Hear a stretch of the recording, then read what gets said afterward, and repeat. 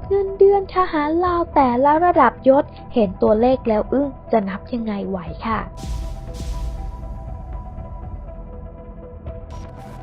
สำหรับกองทัพประชาชนลาวนะคะมีสาขาประกอบด้วยกองทัพอากาศและกองทัพเรือกองทัพประชาชนลาวเป็นกองทัพขนาดเล็กใช้อาวุธส่วนใหญ่เป็นอาวุธในช่วงสงครามเย็นในสมัยปัจจุบันกองทัพประชาชนลาวได้รับการสนับสนุนและฝึกฝนจากรัสเซียและได้มีการซื้ออาวุธบางอย่างจากสหรัฐอเมริกามาใช้โดยภารกิจหลักของกองทัพประชาชนลาวก็คือการป้องกันชายแดนและปราบปรามการก่อการร้ายของกลุ่มรัฐบาลราชอาณาจักรลาวพลัดถิ่นหรือลาวนอกกองทัพประเทศลาวได้แปลสภาพเป็นกองทัพประชาชนลาวตั้งแต่ปีพ.ศ.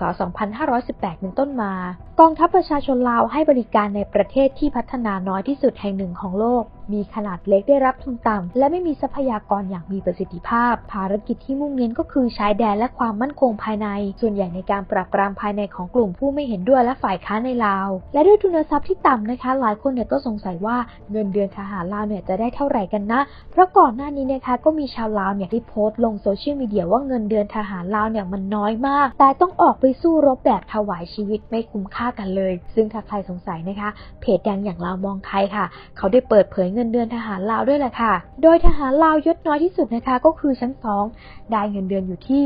1,36,800 กีบหรือว่า 1,623 บาทไทยนั่นเองค่ะส่วนทหารชั้น1นะคะได้เงินเดือนอยู่ที่ 1,80,000 กีบค่ะหรือว่า 1,690 บาทไทยยศต่อมาค่ะคือยศ10 ตรีได้เงินเดือนอยู่ที่ 1,123,200 กีบหรือว่า 1,757 บาทไทยส่วนชั้น10 โทนะคะได้เงินเดือนอยู่ที่ 1,296,000 กีบหรือ 2,028 บาทชั้น10 เอกค่ะอยู่ที่ 1,404,000 กีบหรือ 2,197 บาทค่ะชั้นที่ว่าน้อยที่สุดนั่นก็คือชั้น2ได้เงินเดือน 1,36,800 กีบหรือว่าประมาณ 1,623 บาทและต่อมานั่นก็คือชั้น1ได้เงินเดือน 1,80,000 กีบหรือว่าประมาณ 1,690 บาทต่อมาก็คือชั้น10ตีได้เงินเดือน 1,123,000 กีบหรือว่าประมาณ 1,757 บาทต่อมาก็คือชั้น10โทได้ 1,296,000 กีบหรือว่าประมาณ 2,028 บาทต่อมาก็คือชั้น10เอกได้ 1,404,000 กีบหรือว่าประมาณ 2,197 บาทต่อมาก็คือชั้นวาที่ได้ 1,476,000 กีบหรือว่าประมาณ 2,309 บาทต่อมาก็คือชั้นห้อยตีได้ 1,576,000 กีบหรือว่าประมาณ 2,466 บาทและต่อมานั่นก็คือชั้นห้อยโทได้ 1,677,000 กีบหรือว่าประมาณ 2,624 บาทต่อมาอีกก็คือชั้นห้อยเอกได้ 1,828,000 กีบหรือว่าประมาณ 2,860 บาทและชั้นต่อมานั่นก็คือชั้นพันตีได้ 2,073,000 กีบหรือว่าประมาณ 3,244 บาทและชั้นต่อมาอีกนั่นก็คือพันโทได้ 2,268,000 กีบหรือว่าประมาณ 3,549 บาทชั้นต่อมานั่นก็คือชั้นพันเอกได้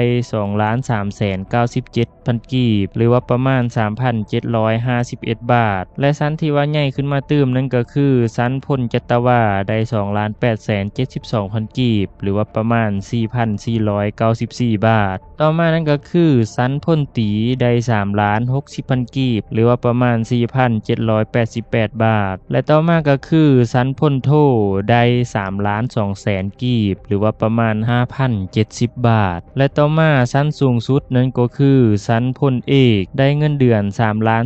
3,492,000 กีบหรือว่าประมาณ 5,464 บาทแล้วท่านผู้ชมเมื่อเฮาเทียบใช้เงินบาทก็ถือว่ายังน้อยอยู่เนาะซึ่งว่าเฮาเทียบใส่เงินบาทในเรทกลางเรทของธนาคารปัจจุบันเลยก็คือเรทของมื้อนี้เลยนะท่านผู้ชมแต่ทั้งนี้ทั้งนั้นก็คืออันนี้เป็นเพียงเงินเดือนพื้นฐานเท่านั้นเนาะยังบ่ได้กลมร่วมเงินเบี้ยเลี้ยงหรือว่าเงินค่าน้ำมันรถไปเวียกไปงานอีกแต่ถ้าหากสมเทียบกับเงินตราที่ว่ามีการอ่อนค่าลงเรื่อยๆกับสินค้ามีการ แข่งค่าขึ้นเนาะราคาสินค้าแพงขึ้นเรื่อยๆในปัจจุบันก็ถือว่าเกือบว่าจะบ่พอกินเลยเนาะท่านผู้ชมถ้ามีแต่เงินเดือนพื้นฐานนี่แต่ว่าทหารก็คือมีความได้เปรียบกว่าพนักงานทั่วไปอีกอย่างหนึ่งก็คือ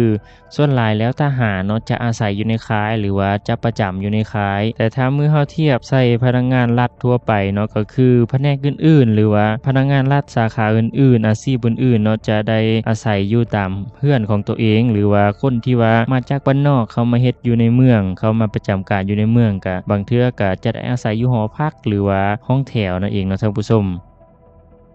นอกจากนี้นะคะเพจลาวมองไทยเนี่ยยังเปิดเผยด้วยว่าเงินเดือนทหารบวกเงินอุดหนุนอื่นๆรวมแล้ว